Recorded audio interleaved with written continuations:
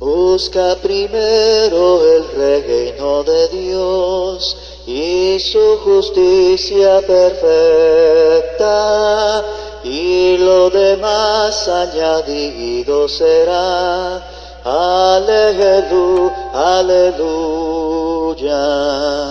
Busca primero el reino de Dios y su justicia perfecta, y lo demás añadido será. Aleluya, aleluya. Busca primero el reino de Dios y su justicia perfecta, y lo demás añadido será. Aleluya, aleluya. Busca primero el reino de Dios y su justicia perfecta, y lo demás añadido será. Aleluya, aleluya. Busca primero el reino de Dios y su justicia perfecta, y lo demás añadido será. Aleluya, aleluya.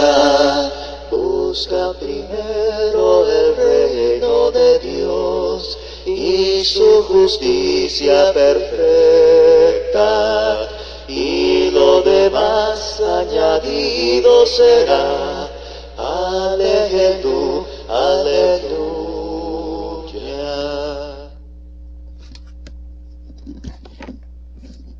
¿Qué ocurre cuando uno busca primero el reino de Dios y su justicia? Entonces dice el Señor: todas las cosas vendrán por añadidura. Y entre otras cosas, ¿qué es lo que surge cuando uno busca primero alabar y glorificar a Dios? Bueno, entonces surgen pasajes como el que vamos a escudriñar el día de hoy, que está ahí en Lucas capítulo 21.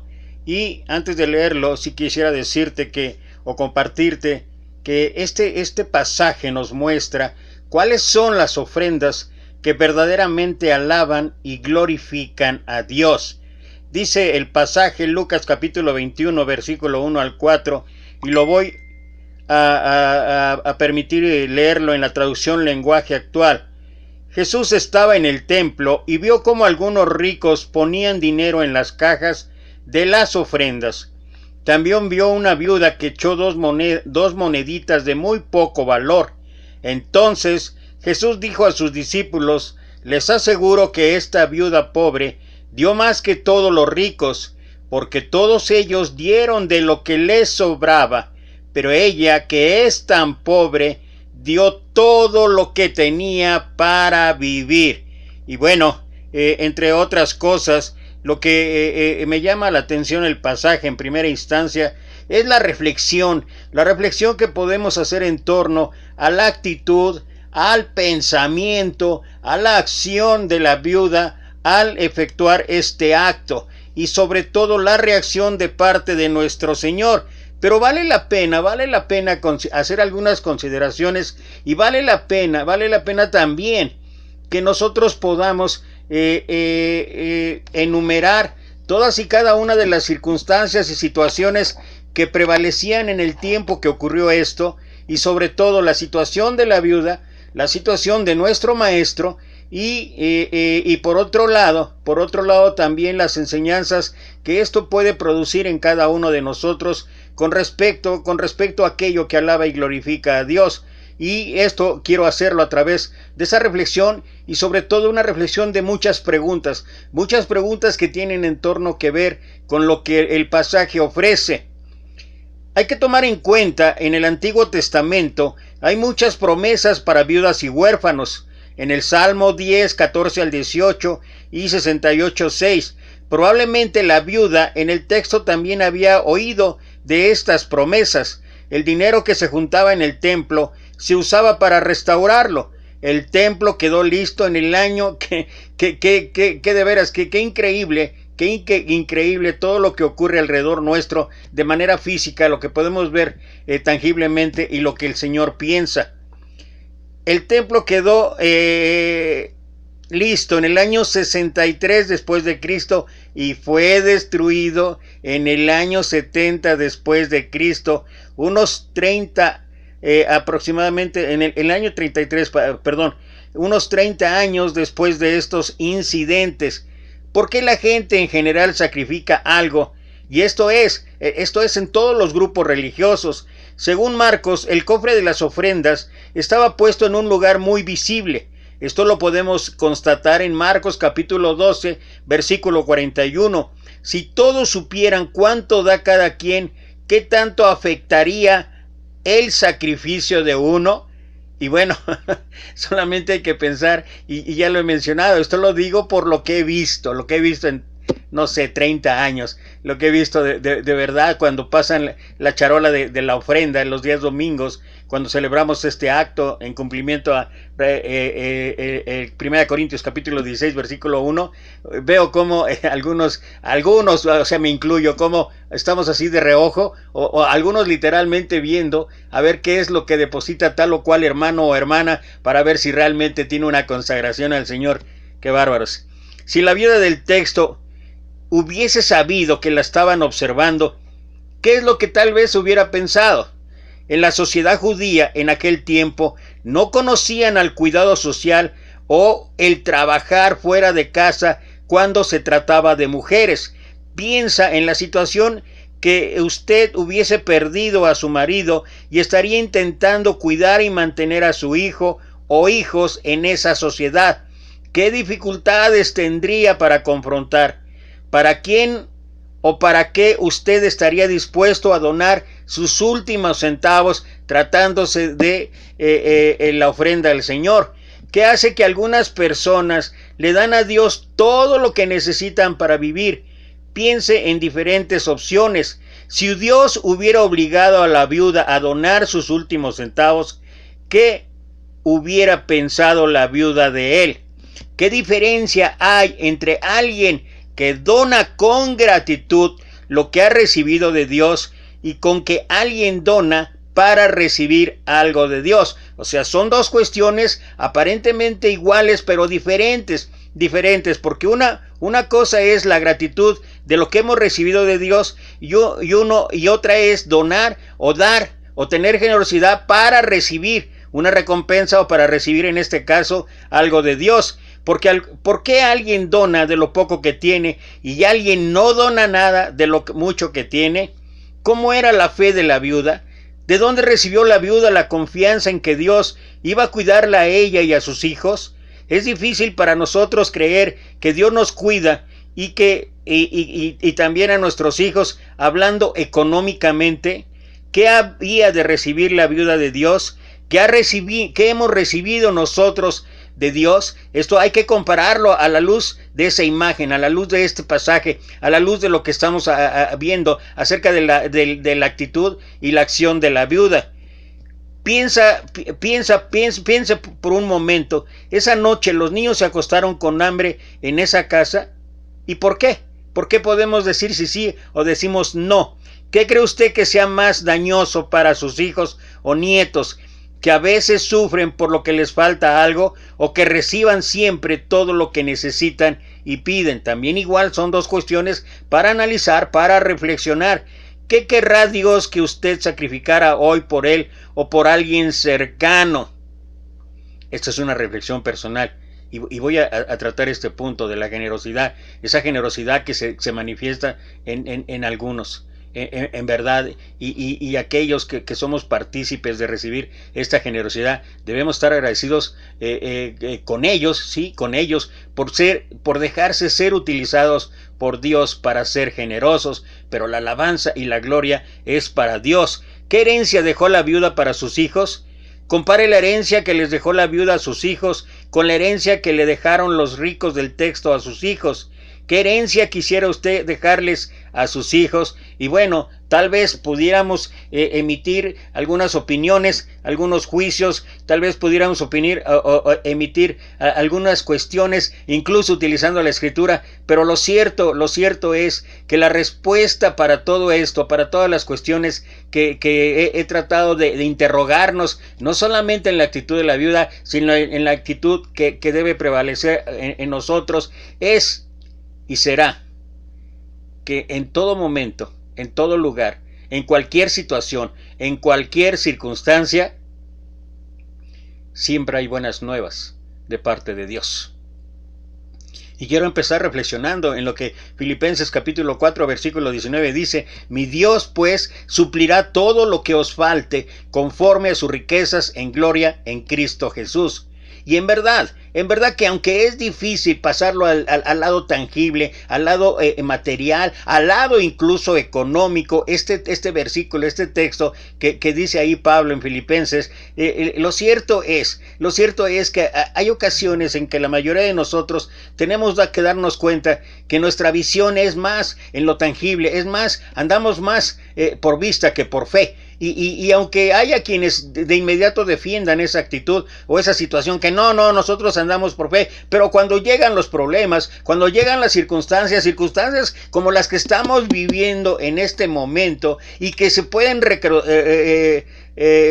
recrudecer no solamente por el aspecto económico, sino en el aspecto moral, en el aspecto espiritual e incluso en el aspecto físico, para aquellos que tenemos o que estamos sufriendo enfermedades lamentables en cualquier circunstancia, en cualquier tipo. No solamente estoy hablando del COVID, no solamente de esa pandemia horrible que nos ha invadido y que sigue destruyendo muchos hogares. No, me estoy refiriendo a quienes tenemos ya enfermedades permanentes, enfermedades con las que hay que luchar toda la vida y que aparte de todo se agravan con toda esta circunstancia o esta situación, y aunque parezca algo ilógico lo que estoy diciendo, no lo es tanto porque hay que recordar que somos seres humanos, somos seres emocionales, somos seres que batallamos cada día, somos seres que vivimos una lucha entre la carne y contra el espíritu, y si no, solamente date una vuelta por Romanos capítulo 7 versículo 15 al 25, para que veas que ese hombre que era un hombre consagrado a Dios, que era un hombre cuyo testimonio está tangible en varias partes de las cartas del Nuevo Testamento, ese hombre escribe la lucha terrible: lo que quiero hacer no lo hago, sino lo que aborrezco, eso es lo que hago. Y esto tiene que ver con lo de aborrecer, tiene que ver con que a veces puede faltar la fe o puede fallar la fe, y puede fallar sobre todo cuando estamos enfrentando situaciones. Aquellos que logran superar, para mí, esos son el mejor ejemplo. Son el mejor ejemplo de la fe, son el mejor ejemplo de verdad de una vida consagrada a Dios. No me impresiona aquellos grandes discursos, no me impresiona aquellas grandes cátedras, no me impresiona el conocimiento, la sabiduría de muchos que exponen a través de redes sociales. Para mí, estoy hablando de una opinión personal, no me impresiona, me impresiona más la actitud de hombres o mujeres que, a pesar de las circunstancias, a pesar de las dificultades, a pesar de los momentos amargos, incluso en enfrentamiento de muerte de alguno de sus seres queridos, y siguen adelante y siguen glorificando a Dios. Para mí eso vale más. Y cuando pienso en la viuda, pienso, qué gran ejemplo para nosotros. ¿Qué puede ayudarnos a tener una actitud como la viuda? Bueno, permítame compartir esto primero, antes de una segunda reflexión del pasaje. Permíteme compartir esto que puede darnos una idea de cómo es que obra Dios, a través de nuestras vidas, cómo es que Dios muestra su gran compasión, su gran misericordia, muestra su gracia, muestra todo aquello que tiene que ver con que lo único que como resultado es alabar y glorificar el nombre de Dios. Escribe el apóstol Pablo allá en la segunda carta a los Corintios capítulo 8 versículo 1 en adelante, y lo voy a leer otra vez aquí lo voy a leer en la Reina Valera. Asimismo, hermanos, quería yo leerlo mejor en la traducción lenguaje actual. Dice: hermanos míos, queremos contarlos cómo Dios, nota esto, cómo Dios ha mostrado su amor y su bondad a las iglesias de la región de Macedonia. O sea, el origen de todo, de dónde se desprende todo, es de Dios mismo. Estas iglesias han pasado por muchas dificultades, pero están muy felices. ¿Cómo? ¿La felicidad en medio de la tragedia? ¿La felicidad en medio de la tristeza? La felicidad que tiene que ver con lo que también Pablo escribe: estad siempre gozosos, dad gracias en todo, porque esta es la voluntad de Dios para con vosotros en Cristo Jesús. Bueno, retomo versículo 2. Estas iglesias han pasado por muchas dificultades, pero están muy felices. Son muy pobres, pero han dado ofrendas como si fueran ricas.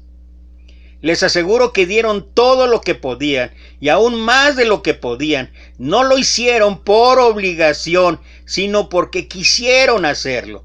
Esto es en la diferencia entre una imposición y algo que se hace de manera voluntaria, convencidos que finalmente detrás de todo está Dios. Y aquí vale la pena volver a remarcar, aunque tal vez haya quien se haya molestado y se molesta y me sigue diciendo que soy casi antibíblico, de decir que para mí es más importante esto que está diciendo, la forma voluntaria que la imposición, porque cuando nos ponen textos donde dicen si tú no vas a cumplir esto, no eres un verdadero cristiano y estás camino al infierno, que voluntariamente uno pueda decir: Señor, heme aquí, Señor, y tú dispones de mi vida. Versículo 3. Les aseguro que dieron todo lo que podían y aún más de lo que podían. No lo hicieron por obligación, sino porque quisieron hacerlo. Y hasta nos rogaron mucho que los dejáramos colaborar en esta ayuda al pueblo de Dios. Hicieron más de lo que esperábamos. Primero se entregaron a sí mismo al Señor y después a nosotros. De este modo hicieron lo que Dios esperaba de ellos. Y este último versículo establece las bases, establece aquella piedra angular que debe de existir en la vida de cada cristiano para poder entender y comprender que nuestra vida finalmente es para alabanza y gloria de Dios, porque dice: hicieron más de lo que esperábamos. Primero, fíjate, primero, así lo dice, primero se entregaron a sí mismos al Señor. O sea, cuando nuestra vida está realmente consagrada, cuando nuestra vida realmente es para alabar y glorificar el nombre de Dios, suceden cosas maravillosas, suceden cosas extraordinarias, suceden cosas que de una u otra manera van a alabar y glorificar el nombre de Dios. Cuando se hace por imposición, cuando se hace por amenaza, cuando se hace porque aún utilizando la sana doctrina, ¿sabes qué? Lo que resulta es finalmente lo que hemos visto a través de algunos pasajes anteriores que hacían los fariseos: atan cargas pesadas que ni aun ellos mismos pueden llevar. Y luego su argumento favorito es que es la sana doctrina, es que es lo que dice Dios, y nadie dice que no lo diga Dios, nadie dice que no suceda tal y cual como se plantea, de que Dios sea, pero ya dije, en otro pasaje ya dije, hay maneras, hay formas, hay situaciones de tacto en las cuales debería de imperar el sentido común para poder hablar y decir las cosas. Quienes somos viejos, como yo estoy viejo, de más de 60 años, podemos hablar bastante acerca de esto. Tal vez no te hablemos de elocuentes discursos, tal vez yo no te hable de mensajes excelsos, llenos de sabiduría, de conocimiento de la Escritura, tal vez no te hable de raíces griegas, de raíces hebreas, etcétera. Pero ¿sabes de qué te puedo hablar? ¿Qué te puedo hablar? He sido padre por más de 40 años. Tengo 3 hijas, tengo yernos, tengo nietas y un nieto. Tengo una familia maravillosa. Y ¿sabes qué? No todo ha sido color de rosa. No todo ha sido una situación que nada más es de pura felicidad y alegría. Ha habido momentos duros y gracias a esos momentos he podido aprender muchísimas cosas más. Y yo creo que algunos de nosotros necesitamos, espérate, Espérate, por eso aquí en México, particularmente aquí en el ambiente comercial donde yo me he movido durante todo el tiempo que pude trabajar, ahorita no lo estoy haciendo, que pude trabajar en el campo secular, cuando alguien llegaba así, recién egresado de una universidad, yo también soy recién egresado de una universidad, no recién, yo también tengo una profesión, pero llegaba ahí con una maestría, un doctorado, y empezaba a hablar de cosas suntuosas y todo se lo comía, todo lo podía hacer, y decíamos todos, ¿sabes qué? Estás chavo. ¿Y sabes a qué se refería? No era una sorna o una burla, era una forma de decir, hay muchas cosas que uno tiene que experimentar en su propia vida para poder entonces entender por qué ocurren o por qué pasan las cosas. Y esto no es solamente de mí, siempre lo he dicho, y si hay algo que yo tengo que admirar, he dicho otras veces que uno de mis personajes favoritos es Bernabé. Y ni siquiera es mencionado como tantito el apóstol Pablo. Para mí Bernabé, por su ejemplo, desde que el nombre traducido hijo de consolación, para mí era un aspecto de vida increíble en Bernabé. Pero ese Bernabé fue utilizado como instrumento para trabajar ¿en quién? En ese gran apóstol. Y no digo que los otros no lo sean, pero ese gran apóstol que fue Pablo, primero Saulo de Tarso y luego Pablo, que además, ese apóstol, además de escribir todo lo que escribe, y que es la base para nosotros, a veces decir, esta es la sana doctrina, bueno, él mismo no solamente lo que escribió, su propia vida, su testimonio, lo que vivía, lo que actuaba, lo que pensaba, lo que llevaba a cabo, nos muestra que un hombre puede alabar y glorificar a Dios no solamente con su conocimiento, no solamente con su sabiduría, no solamente con grandes discursos.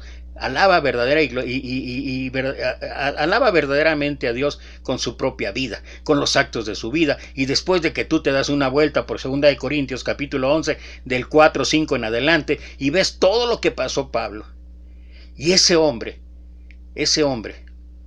escribe.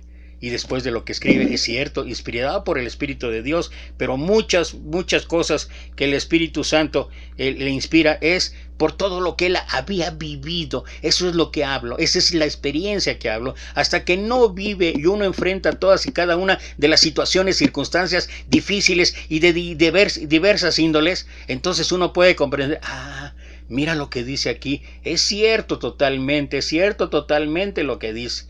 Entonces, regresando, hicieron más de lo que esperábamos. Primero se entregaron a sí mismos al Señor y después a nosotros. Cuando tú entregas tu vida al Señor, cuando tú verdaderamente alabas o cuando nosotros alabamos y glorificamos a Dios, ¿qué crees? ¿Qué crees? Entonces volteas la mirada y puedes realmente entregarse a sí mismos al Señor y después a nosotros. De este modo hicieron lo que Dios esperaba de ellos. ¿Cuál es el resultado? ¿Cuál es el resultado? El resultado es, ¿y cuál es una de las esperanzas que tenemos cada uno de nosotros? Bueno, lo que tenemos cada uno de nosotros es poder ver que Dios es fiel.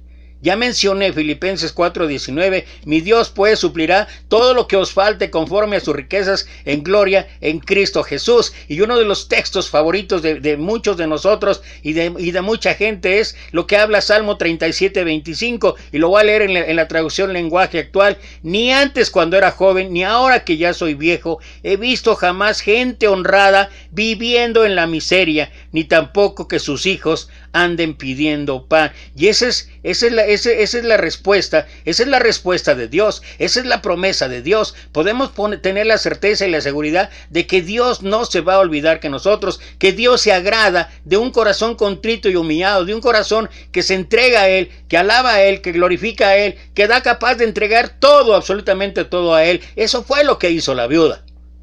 Y como respuesta, como consecuencia es lo que nosotros debemos experimentar. Hebreos 13:5 y 6 dice, también lo voy a leer en la traducción lenguaje actual, no vivan preocupados por tener más dinero, estén contentos con lo que tienen, porque Dios ha dicho en la Biblia, nunca te dejaré desamparado, nunca te dejaré desamparado, nunca te dejaré desamparado. Por eso podemos repetir con toda confianza lo que dice la Biblia, no tengo miedo, nadie puede hacerme daño porque Dios me ayuda. Es muy parecido, y las circunstancias en situaciones, sobre todo de alimento, de las cosas de esta vida, de este mundo, en cuanto a la alimentación y todo, es lo que dice Pablo. ¿Por qué podía expresar Pablo? Todo lo puedo en Cristo que me fortalece, porque él sabía vivir en abundancia, pero también sabía vivir en necesidad. En todo y para todo he sido enseñado, tanto para tener como para no tener, y por eso decía: todo lo puedo en Cristo que me fortalece. Y nosotros podemos tener esa confianza, tanto lo que dice Hebreos como lo que dice Pablo, tener la confianza de que cuando nosotros nos entregamos, eso tiene que ver con buscar primero el reino de Dios. Cuando nosotros nos entregamos, nos consagramos a alabar y glorificar el nombre de Dios tal como Él quiere, no como nosotros pensamos o imaginamos o justificamos, no, como Él quiere, entonces de verdad puede haber una respuesta, increíble para nuestra vida, puede haber una respuesta que raye en cosas realmente maravillosas, en cosas que realmente nos llevan a entender y comprender que cuando uno dedica su vida a alabar y glorificar el nombre de Dios en cada uno de sus pensamientos, en cada una de sus actitudes, en cada una de sus acciones, en verdad, Dios es fiel. Dios es fiel.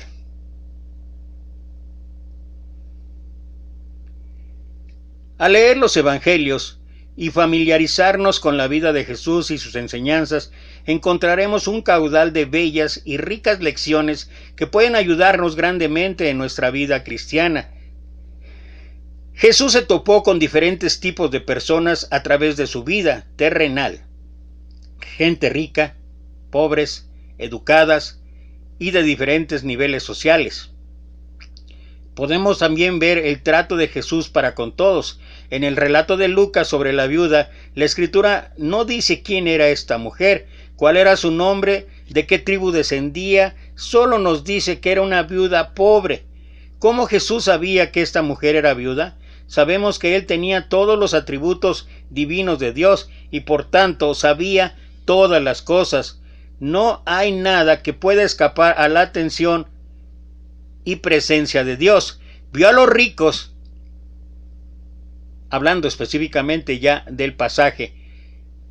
Dos cosas que vio Jesús: vio a los ricos que echaban las ofrendas en el arca y también a una mujer viuda muy pobre que echaba su ofrenda. Mientras que muchos se fijaban en las cosas superficiales y en la belleza exterior del templo, Dios se está fijando en los corazones de los hombres. Algunos parece que trataron de impresionar a Jesús con la apariencia hermosa del templo y así desviar la atención de cosas que eran de mayor valor e importancia. Jesús vio la diferencia entre la ofrenda de los ricos y la viuda, que es de gran estima y de grande estima para Dios. Los sacrificios de Dios son el espíritu quebrantado, al corazón contrito y humillado no despreciarás tú, oh Dios. Es lo que ya referí, que dice David en el Salmo 51, específicamente versículo 17. ¿Qué hay de la viuda?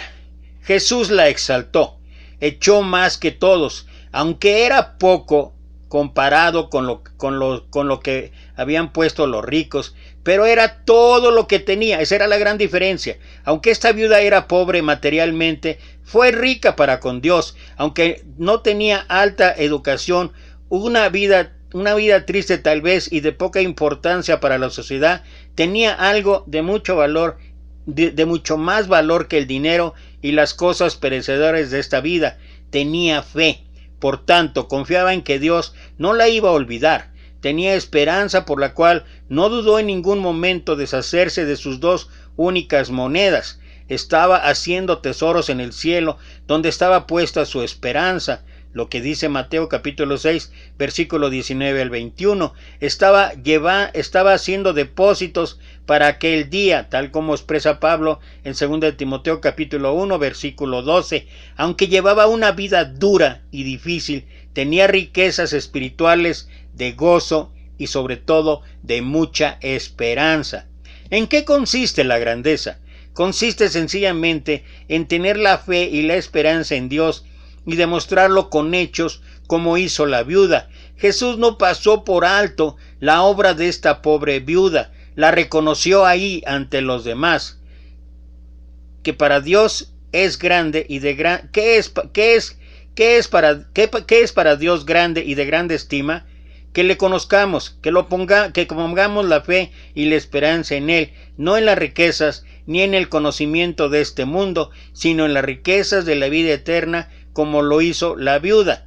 El sacrificio que hagamos por la causa del Señor, a pesar de las dificultades que puedan venir a nuestra vida.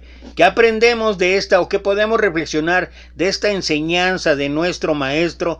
Que Dios se fija en todo, no pasa por alto lo que hagamos por su causa, que todo esfuerzo y sacrificio no es en vano, porque Dios todo lo tiene registrado. Y ese es el motivo de aliento que da Pablo a los Corintios en la primera carta, capítulo 15, versículo 58, y de verdad, para que vean que su trabajo en Dios no es en vano, y de verdad, esa conclusión que prácticamente da Pablo en la carta a los Corintios es después de afrontar, después de confrontar toda la serie de circunstancias, situaciones difíciles que estaba pasando la iglesia de Corinto, principalmente por su soberbia, por su orgullo, por el basar toda su vida solamente en el conocimiento, solamente en las cualidades, solamente en los dones, en los talentos, y lo esencial, tal como ocurrió con la iglesia de Éfeso, allá en Apocalipsis. Trabajaba arduamente, podía descubrir los falsos apóstoles, y en fin, y todo lo hacía, pero dice el Señor: tengo algo contra ti, que has dejado tu primer amor. Ese amor que corresponde a poner primero a Dios por sobre todas las cosas. Y después de que la iglesia de Corinto empezó a entender, y que es entre otras cosas ahí donde se menciona el pasaje de la mesa del Señor, en medio de un clima de divisiones, de contiendas, en medio de un clima incluso de estar permitiendo la fornicación, de estar permitiendo pecados que eran no solamente públicos, sino que eran detestables, y que dice Pablo que incluso hasta entre los gentiles no se veían tales cosas. Y bueno, después de todo ese clima, viene el versículo 58. ¿Saben qué? Pero sigan trabajando. Y eso también es un ejemplo para nosotros. ¿Sabes qué? Sigan trabajando, sigan luchando, sigamos haciendo las cosas que verdaderamente alaben y glorifica a Dios. Y finalmente, tal vez para pensar y reflexionar, ¿dónde no tenemos nuestra fe y esperanza? ¿En el dinero y las cosas de esta vida? ¿O en el cielo como la viuda? Aprendamos de ella, imitémosla, y es seguro que de una u otra manera nuestra vida va a cambiar, nuestra vida será diferente, que de una u otra manera nuestra vida verdaderamente va a ser para alabar y glorificar el nombre de Dios. Este pasaje de la Escritura es un pasaje en muchos sentidos, no solamente de enseñanza, no solamente de principios, es un pasaje en muchos sentidos de tener el ánimo, y la disposición de saber que aunque nuestra actitud no sea la correcta, aunque nuestra actitud no sea lo que Dios espera de nosotros, siempre hay manera, siempre hay forma de retomar el camino, y que las circunstancias, las situaciones no son las que deberían de marcar nuestra actitud o nuestro comportamiento, no son las que deberían de marcar nuestra acción. Estamos ahorita mismo experimentando una situación sumamente difícil en todos sentidos. A diario recibimos noticias, algunas lamentables. Recibimos noticias de gente que está enfrentando duramente la enfermedad, de gente que está cayendo en agonía, no solamente económica o material, también en agonía física, también en agonía emocional e incluso hasta espiritual, y que a veces cuando suceden todas estas cosas que están pasando, que han venido ocurriendo desde hace ya casi 5 meses o más de 5 meses, de todas maneras nos ayudan a entender que dentro de este clima nosotros podemos alabar y glorificar el nombre de Dios. ¿Cómo? Pensando en los tesoros, no de esta vida, en los valores, no de esta vida, en todas las cuestiones, no de esta vida, sino en aquellas cuestiones que tienen que ver más con la eternidad. Pablo dice a Timoteo, cuando ya veas que no puedes, cuando veas que la situación ya es difícil, dice, echa mano de la vida eterna. Y a los Corintios mismos, ya en su segunda carta, ya en una segunda carta donde parece ser que el lenguaje cambia.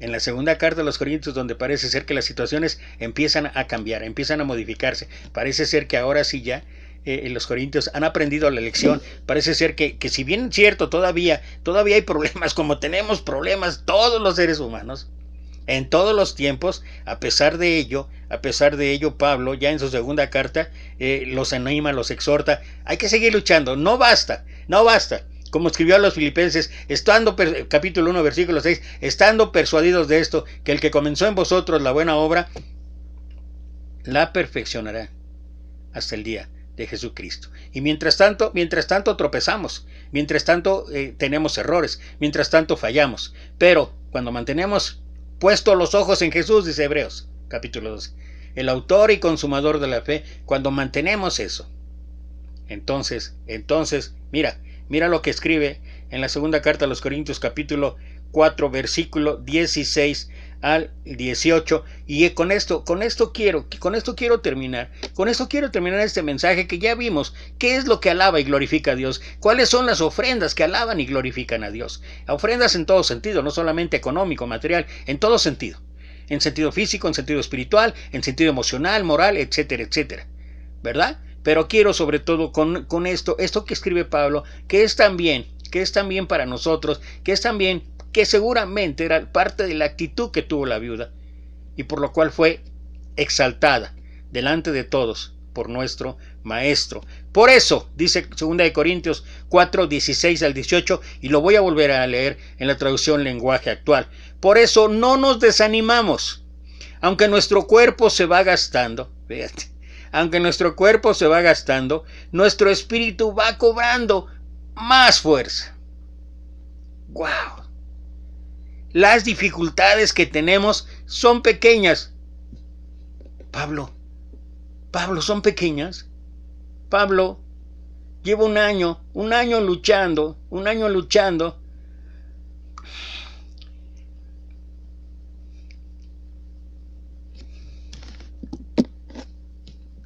por mis ojos, Pablo. Y ha sido una y otra vez. Pablo, hace 3 días que otra vez ya no veo en mi ojo derecho. Parece que se ve bien, pero no. Estoy siguiendo todas las instrucciones del médico, en especial del especialista, el oftalmólogo. Acabo de escribirle, hablar con él. Y me dijo, calma, siga con el tratamiento. Tal vez, y es un hecho que tal vez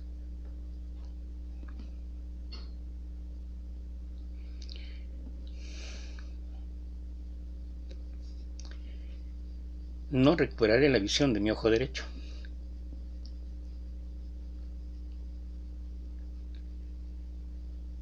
Las dificultades que tenemos son pequeñas y no van a durar siempre. Pero gracias a ellas, Dios nos llenará de la gloria que dura para siempre. Una gloria grande y maravillosa.